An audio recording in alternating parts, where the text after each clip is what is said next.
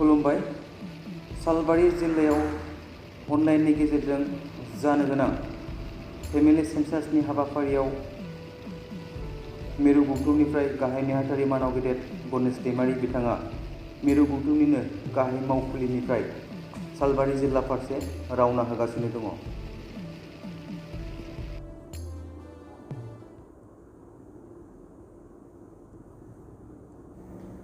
बे समाव जाबाय थानाय दुलाराय बाथौ गौथुमनि फेमिलि सेन्सासआ सालबारि जिल्ला कक्लाबारि बियाबनि गोथार बाथौ थानसालिनि मावखुलियाव अनलाइननि गेजेरजों जागासिनो दङ।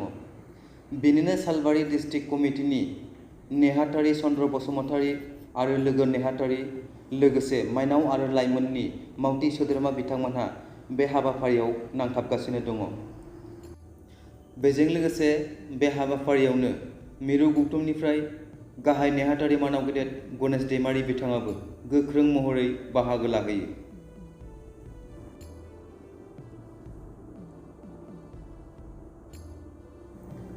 बे समाव जाबाय थानाय दुलाराय बाथौ गौथुमनि फेमिलि सेन्सासआ सालबारि जिल्ला कक्लाबारि बियाबनि गोथार बाथौ थानसालिनि मावखुलियाव अनलाइननि गेजेरजों जागासिनो दङ। बेनिनो सालबारि डिस्ट्रिक्ट कमिटिनि नेहाथारि चन्द्र बसुमतारी आरो लोगो नेहाथारि लोगोसे माइनाव आरो लाइमोननि मावथि सोद्रोमा बिथांमोनहा बे हाबाफारियाव नांथाबगासिनो दङ।